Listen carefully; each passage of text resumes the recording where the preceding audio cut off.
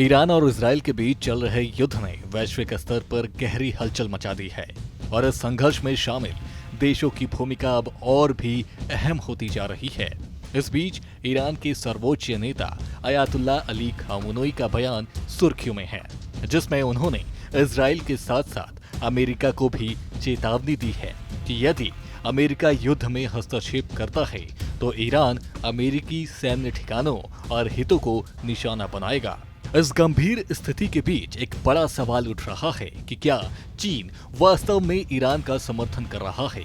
चीन और ईरान के बीच पहले से ही मजबूत आर्थिक और कूटनीतिक संबंध हैं, विशेष रूप से तेल व्यापार के जरिए।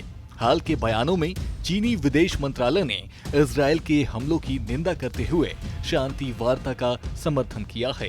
हालांकि चीन द्वारा ईरान को प्रत्यक्ष सैन्य सहायता देने के कोई पुख्ता सबूत सामने नहीं आए हैं। फिर भी कुछ जानकारों का मानना है कि चीन इस संघर्ष में प्रत्यक्ष रूप से ईरान को कुछ सैन्य उपकरण उपलब्ध कराए हैं, जिससे ईरान की आक्रामकता बढ़ी है और वो अब अमेरिका को भी सबक सिखाने की बात कह रहा है।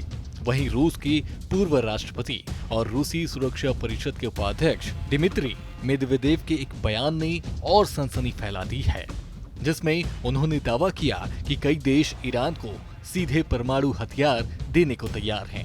हालांकि विशेषज्ञों की राय में ये दावा फिलहाल सिर्फ राजनीतिक बयानबाजी है, क्योंकि रूस और ईरान के बीच भले ही रणनीतिक साझेदारी हो, लेकिन युद्धग्रस्त यूक्रेन में व्यस्त होने के कारण रूस प्रत्यक्ष सैन्य सहायता से बच रहा है।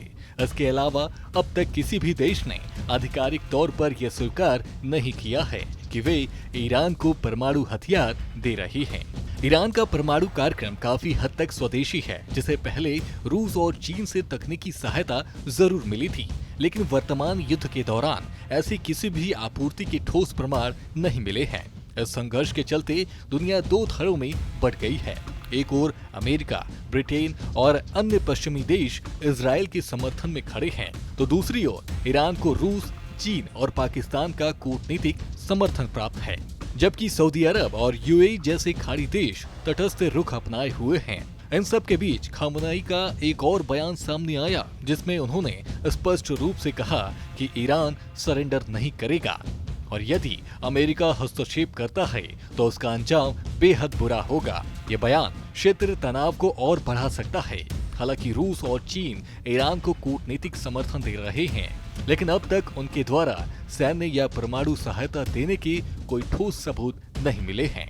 ऐसे में जब युद्ध का फैलाव बढ़ता जा रहा है तो ये देखना दिलचस्प होगा कि अमेरिका की ओर से विशेष रूप से डोनाल्ड ट्रंप जैसे नेताओं द्वारा खामोनई की इस धमकी का क्या जवाब दिया जाता है। फिलहाल इस जटिल और संवेदनशील हालात में शांति के लिए कूटनीति ही एकमात्र विकल्प नजर आता है। फिलहाल आपका इस पूरी खबर पर क्या कुछ कहना है, हमें कमेंट कर जरूर बताएं और देखते रहें सूर्य समाचार।